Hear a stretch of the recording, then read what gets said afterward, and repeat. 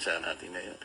Balik po tayo doon sa dalawang testigo na iniharap ng chairman ng Blue Ribbon na nakatakip ang kanilang muka, yung dalawang pinibini na di umano ay mga staff ng nagre-renta doon sa bahay na pag-aari ng isang tao. Meron ba kayong napansin doon nung ako'y nagtatanong sa kanilang dalawa? Sana po makapagtanong naman ako sa inyo. Meron ba kayong napansin nung tinatanong ko? Si Pinky yung Lacson ang dalawang sumagot testigo, sa tanong kung mo. sino po yung sumasagot? Yeah, si Pinky Lacson ang sumasagot. Inagaw ang sagot. Kung nagtatanong ang isang katulad namin at dinidirekta yung tanong sa kanya, dapat siya po yung sumagot, di ba? Iwanan na po natin yung kung hindi nyo napansin. Ang ibig ko lang sabihin dito, tinatanong ko po siya, bakit kaya kayo napunta doon kung ang inyong layunin lang pala ay ituro yung diskaya na sila pala yung ginamit na nagpapaalis sa kanila dahil yun daw bagong may-ari, kailangan na yung bahay at humihingi sila ng ilang panahon pa lang dahil napakahirap maglipat ng kanilang mga gamit. So yung pala si Diskaya lang pala yung itinuturo na siya yung nandun. Ayaw namang aminin ni Diskaya na hindi nga ako nakapunta dyan sa South Forbes na yan. Ba't ako na naman ang tinuturo ninyo? Pwede ko po bang malaman, kayo po nagtuturo kayo, nakatakip ang mukha nyo. Ako po na tinuturo nyo, wala bang karapatan na makita ko man lang ang mukha nyo. Ayaw po, hindi rin pinaalis yung mga maskara. Pero ang isa pong importante doon na dapat napansin nyo, yung sinabi nilang address, 30 Tamarind Street. Kung napapansin nyo, yun ay bahagi ng paglalahad ni Saldico na sinabi niya yung isang 1 billion pesos ay doon i-deliver. Kasi yun ang drop-off point na sinabi, sabi niya, ni Martin Romualdez sa akin, diyan mo dalhin. So, Tamarind. Ang gusto ko sana dapat mayroong mga tanong pa doon eh. Bakit hindi natin tawagin kung sino yung may-ari? Nasaan yung kontrata nasaan yung discontract? Di ba? Nabanggit lang ang pangalan ni Martin Romualdez, natapos na kami. Walang na-establish? Ang ini-establish pala nila na si Diskaya pumunta ron para sabihin na yung bagong may-ari, pinaalis na sila.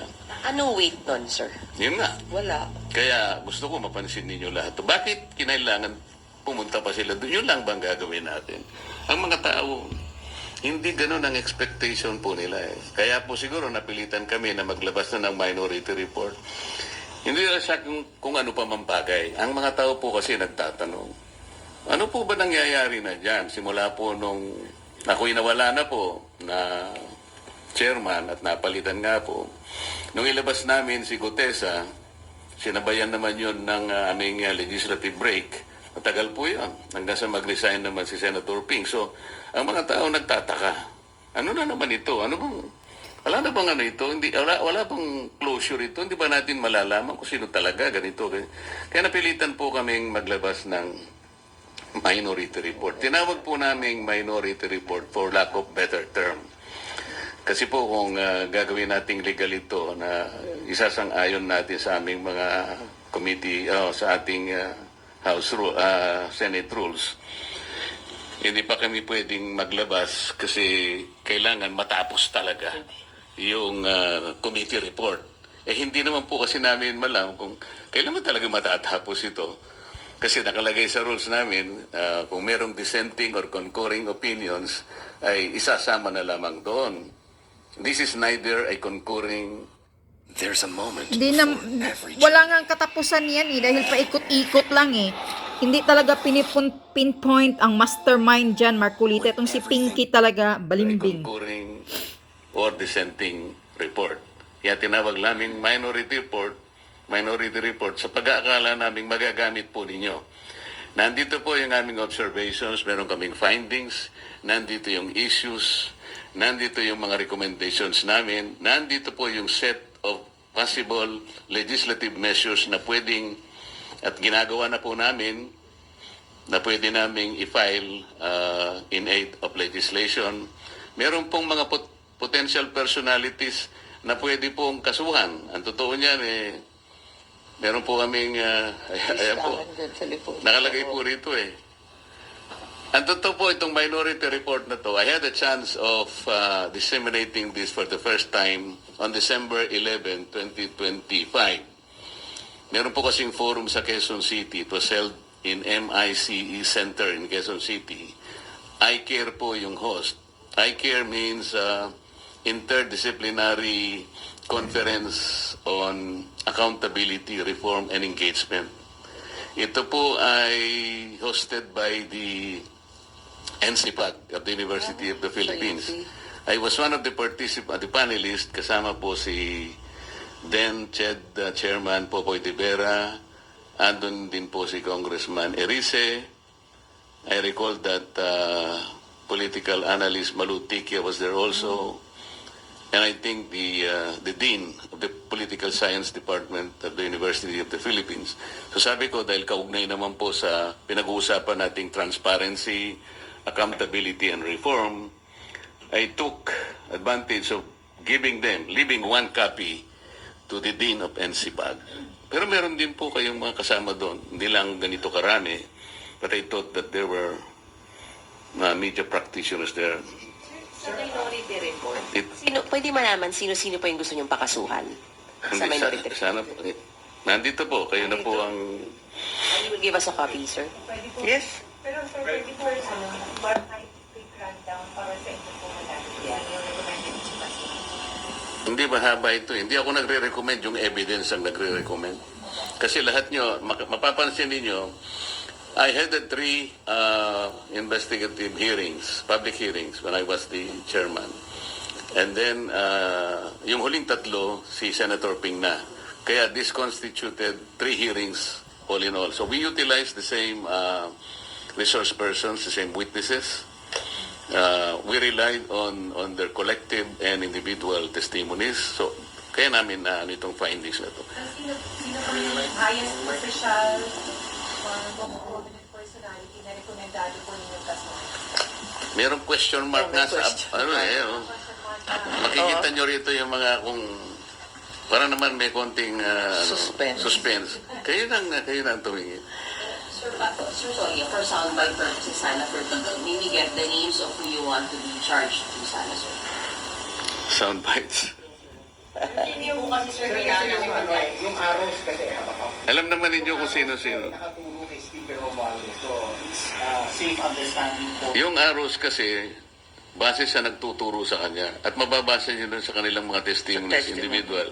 Talagang, for example, Gutesa, tinuro si Saldico and Martin Romualdez.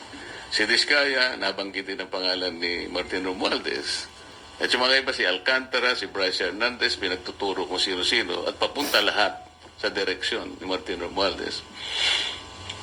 Sir, balikan ko lang po yung 30 Tamarin. May balak po ba yung pasokina yung ownership records ng 30 Tamarin, pati yung registration papers ng Golden Corazon at saka yung pabalikin yung dalawang witnesses at patawag yung original owner and yung renter supposedly na employer ng dalawang komistibo kahapon dahil siya yung naapektuhan natin yung bahay. Hindi ba very logical na dapat ganun ang gawin?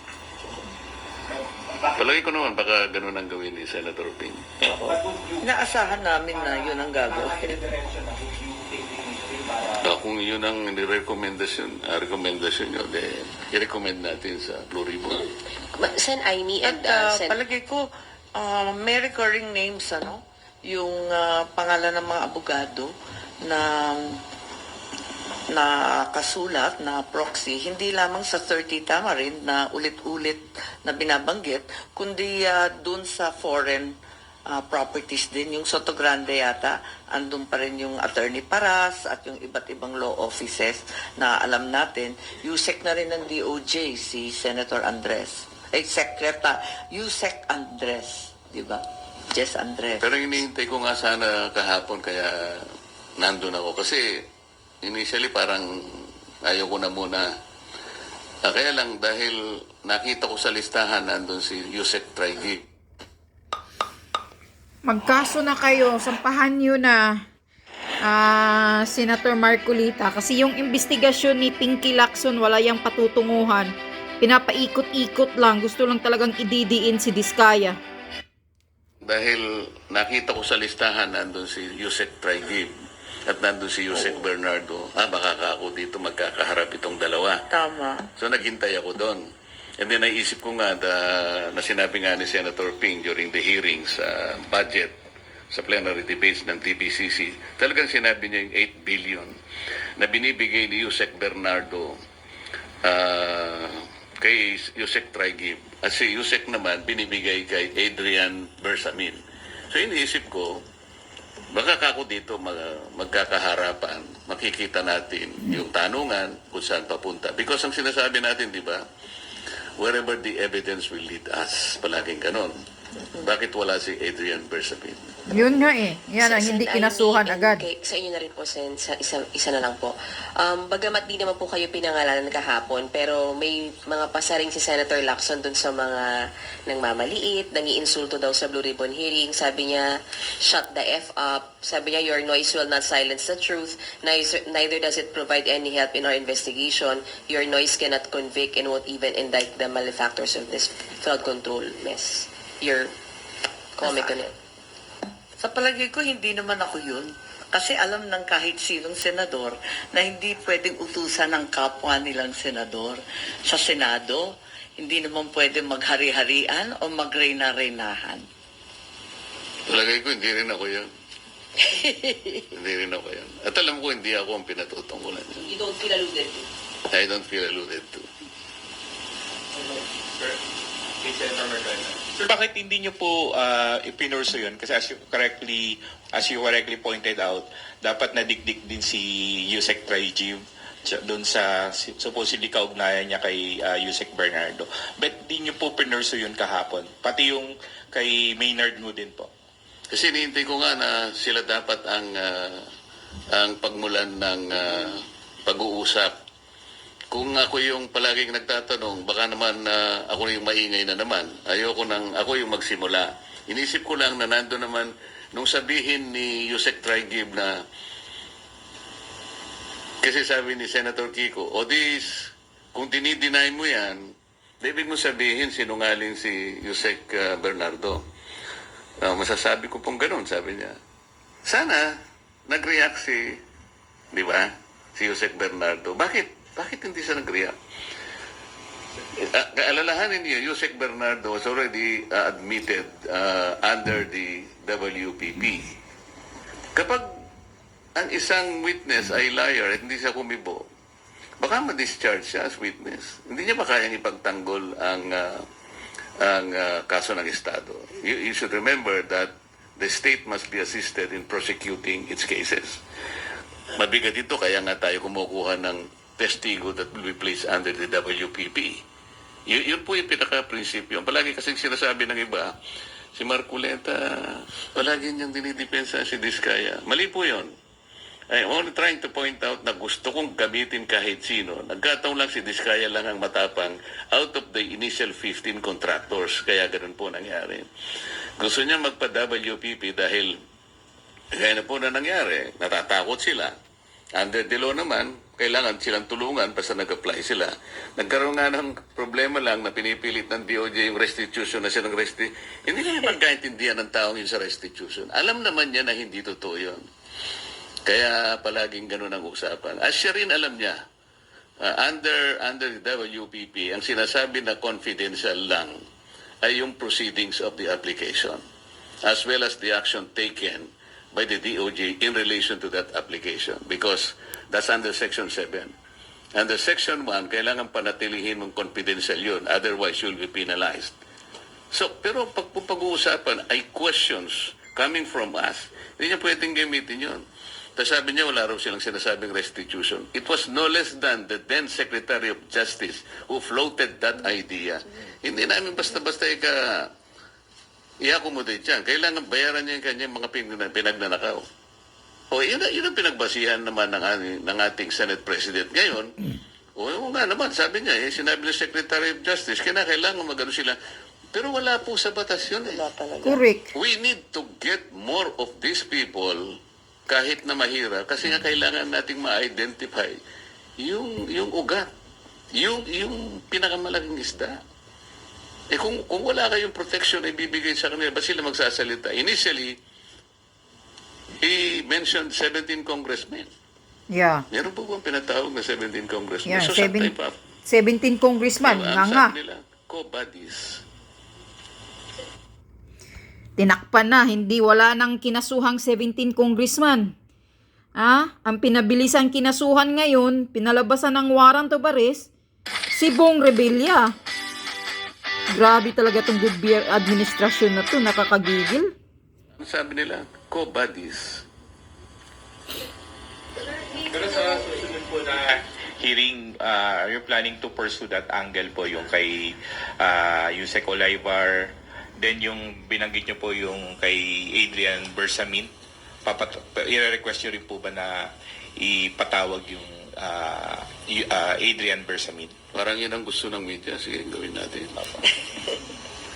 Pero, hindi. Kasi kahapon din po, di ba na ilang beses, parang at least twice po yata na binanggit ni Yusek Bernardo na pinaninindigan niya kung ano na yung nakasulat doon sa kanyang affidavit na wala siyang babaguhin. Hindi ba kayo nagtaka?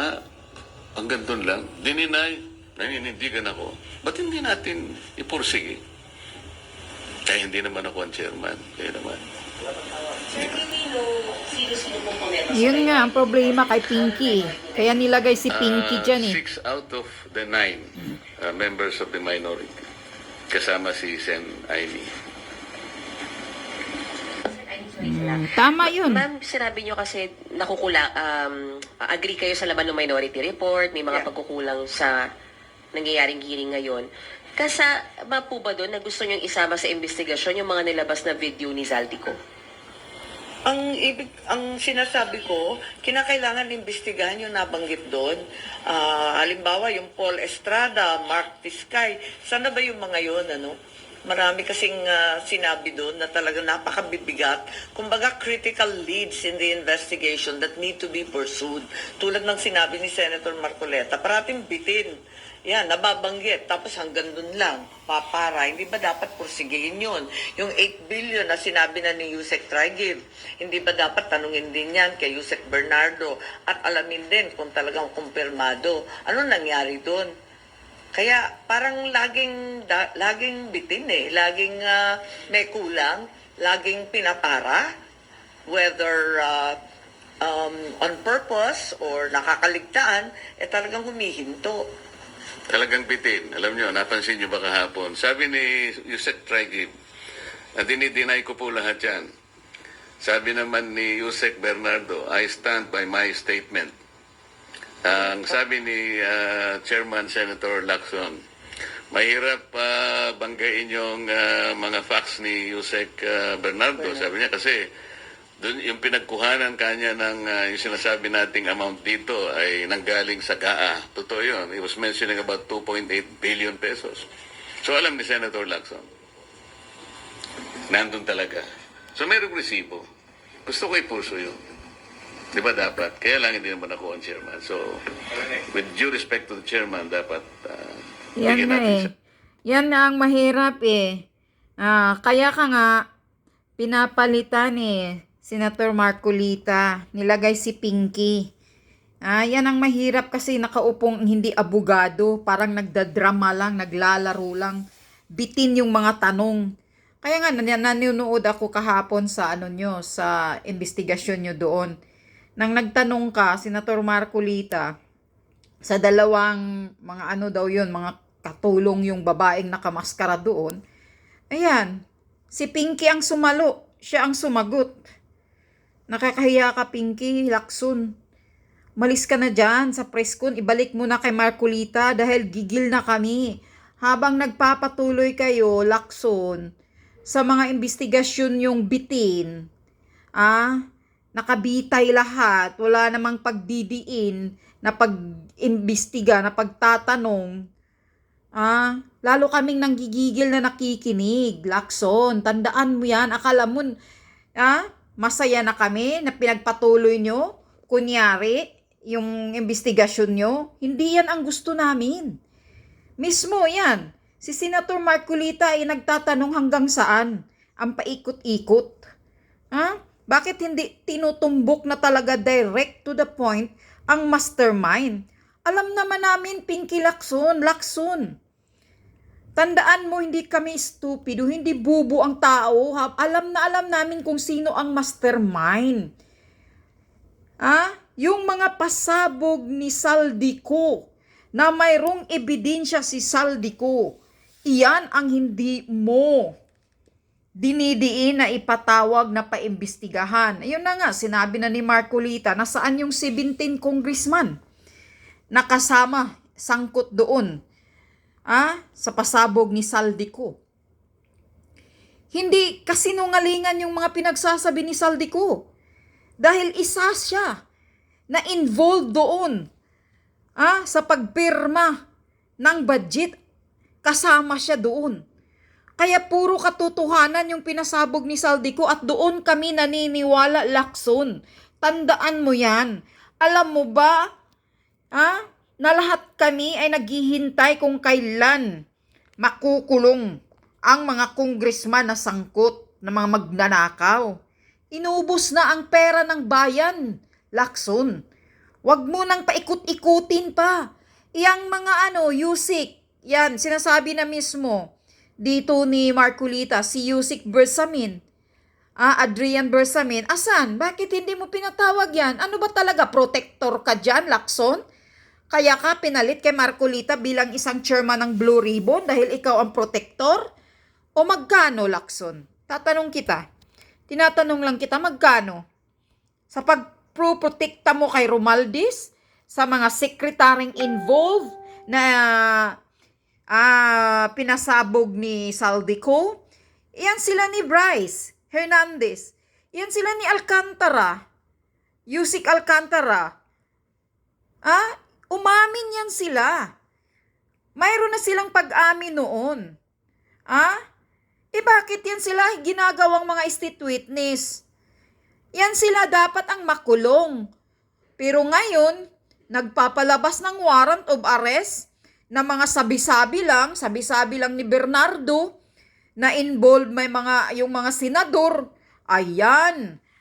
Sabi-sabi lang ang bilis ng warrant of arrest kay Bong Revilla at kay kay Estrada, may mga kaso agad, ang bilis agad ni Bunjing na isa na lang bulati ang hindi nakaperma. Ang bilis nagpalabas ng warrant of arrest kay Bong Revilla at kay Estrada. Estrada ata yun, di ba? At saka si tatlo yan sila pinag-involve doon. Si Villanueva. At saka sinasangkot nila yon si Escudero.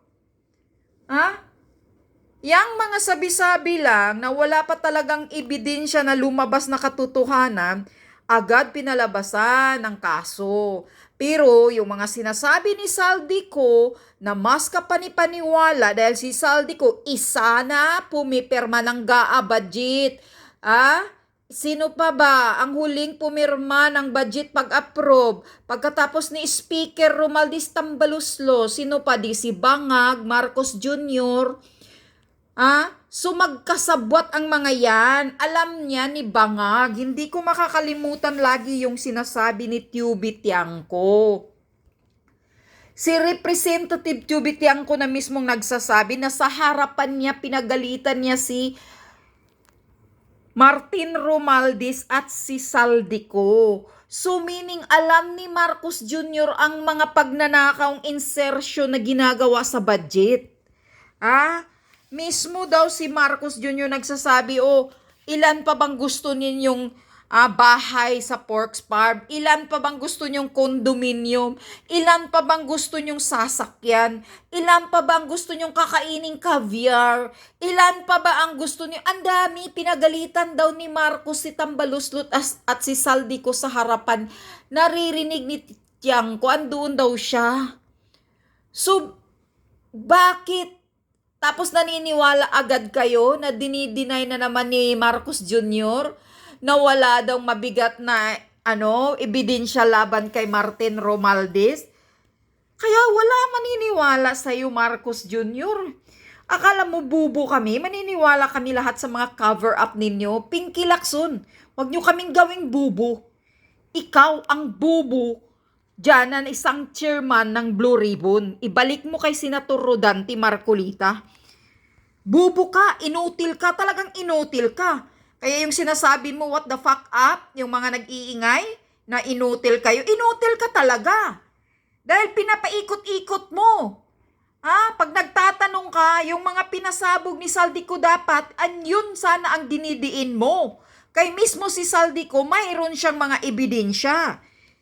Yung 17 congressman, si Adrian Bersamin, si Pangandaman, yung babae na yan, si Bernardo, si Yusik, sino yung mga Yusik, mga Asik, mga kawatan, yung mga district engineer, Alcantara. Bakit yan ang walang kaso ngayon? Anong ginagawa? Pinagtatakpan nyo talaga na hindi mapunta sa kanila dahil pag mapunta sa kanila, siguradong aakyat na yan kay bangag. Di kami bubu, Pinky Lacson, ang lahat ng taong bayan alam kung sino ang mastermind. Huwag nyo kaming gawing bubu. Mismo na to si Senator Marcolita, nagsasabing talagang mayroong ebidensya laban kay Martin Romualdez. Ano pa? Nangiya ka, kaya ka pinaupo dyan. Pinalitan mo si Marcolita. Dahil para ikaw ang nagiging abogadong pananakip, nagtatakip pag mapupunta na sa mga pangalan ng mga putang ina mga kawatan sa kaban ng bayan. Ubus na ang pera, Lacson, wala nang mapupuntahan ang Pilipinas. Walang hiya mo. Malis ka dyan, Lacson. Inutil ka. Gigil nga si Senator Marcolita nang nagtatanong siya sa dalawang katulong doon na yung bahay. Ang gusto talaga ni Lacson ididiin si Diskaya Yun talaga ang script nila na si Diskaya talaga ang ididiin. Hindi naman nagtatago si Diskaya Pero mismo si Diskaya nagpapasabog. Na nagbibigay din talaga sila. Sa kanino? Sa mga kawatan kay, Diyos ko po, kay bangag. Nakakahiya itong Pilipinas. Kaya wala na tayong mapupuntahan. Kawawa kayong nasa Pilipinas. Bagsak na bagsak lahat ng lahat ng mga share market, bagsak ang piso, bagsak ang tourism. Ito pamputang inang tourism na anak ni Prasco. Mukha niya ang nilalagay doon sa sa picture ng tourism. Bakit? Ang akala mo ba nilagay mo yung mukha mo? Maraming magpupunta sa Pilipinas, tanggalin mo yung mukha mo, ipal ka, bruha ka. Tourism, nilagay mo yung mukha mo, mas malaki pa yung mukha mo kaysa advertisement ng about Pilipinas, anong kagandahan ng Pilipinas, hindi niyo pinaglalagayan, nilagay mo yung mukha mo dyan na Prasco ka, langya ka. Kaya wala talaga. Puro talaga mga kupal ang nakaupong nasa ni Bangag, sekretary at mga yusik. Mga walang hiya.